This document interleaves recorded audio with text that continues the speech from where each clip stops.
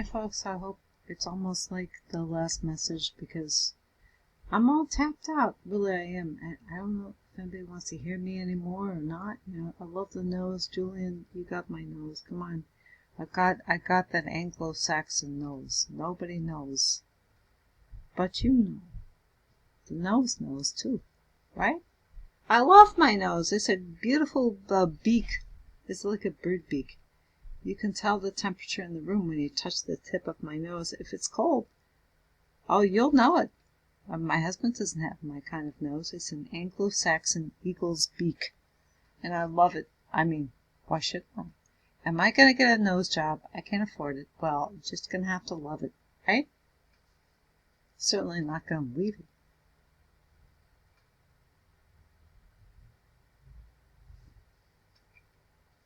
I mean, my mom was really into the Beatles. Mom was sort of like a closet beatnik. She had the Christian Minstrels, of course, and she had Kenny Rogers and she had Anne Murray, but she kept all of her Beatles albums from the 1960s because that's when she came of age. And so I listened to them. We actually did have a record player, a turntable. I actually listened to everything. I even listened to the Doors. Da da da da. They have one good song. Come on, baby, light my fire. I'm sorry, I'm off key again. I mean, but the extended version's a bit disturbing. So yeah, you don't want to like murder your father. Yeah. It's like Julian Lennon is almost like the sanitized version of John Lennon. He's so squeaky clean. 'Cause it's from the 80s, you know. In the 80s, we tried to be squeaky clean, right? Just say no, said Nancy Reagan. She wasn't wrong. Come on, folks. Don't even start. I mean, folks, whatever drug it is, please don't even take a toke. I took a toke, but it didn't make a difference. I mean, I suppose I don't know people that sell pot. I mean, I know of people that live very close to me that probably sell all kinds of drugs, but I've never approached them because it's like, well, I have enough problems, you know, without becoming a drug addict.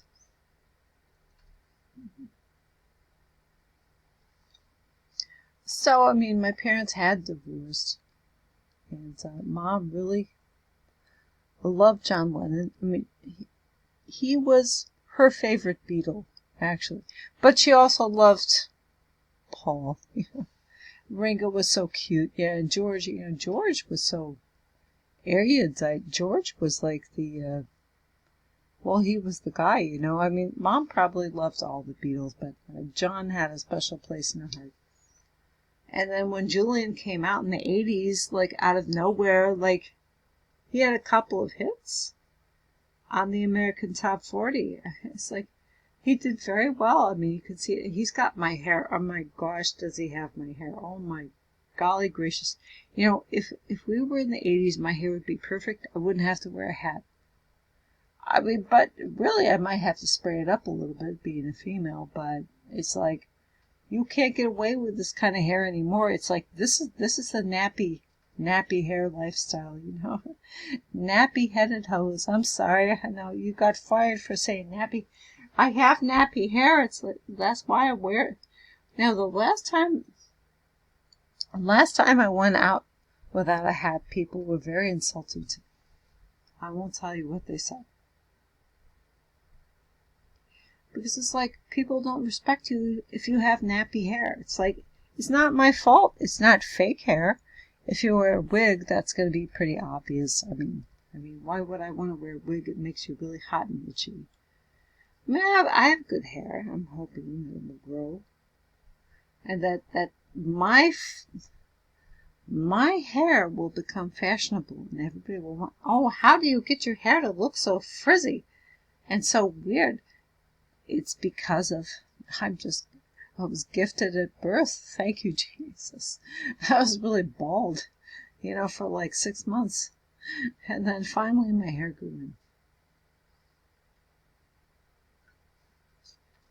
No, I don't do anything to my hair. It's like I don't take a blow dryer to my hair. I don't try to fry it.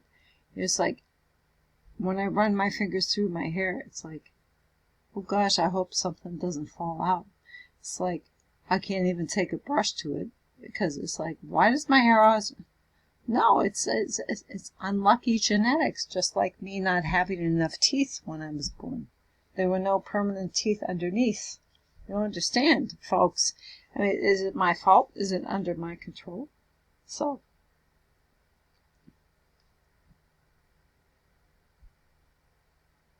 listen, I'm not trying to sound racist or anything, because white people have nothing to be. We are the nation of Israel, I think. It's my conclusion that white people basically are the nation of Israel. And we're going to always be criticized and attacked, but we've been a great blessing to the world. Yeah, sure, I've seen some people from Russia and some people from Yemen or, someplace, trying to help people in emergencies in certain hospitals. But, if it weren't for white people, what would the earth be? I mean, because we believe in Jesus Christ. I mean, we are mostly Christian. I mean, even if we don't admit to it, and we're mostly moral people, we're more moral than you are, because we don't just go out and just start ripping babies out of their wombs like they did in Cambodia. They would just go to a pregnant woman. The communists would just rip babies right out of their mother's wombs and kill them.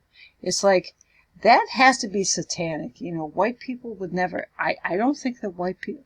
Yes, of course, white people orchestrated concentration camps. Well, that's true. I'm sorry to say. I guess human beings are just very evil, and if you don't believe in Jesus, then you're probably going to go to hell, and that's just my final word. I'm sorry. Goodbye.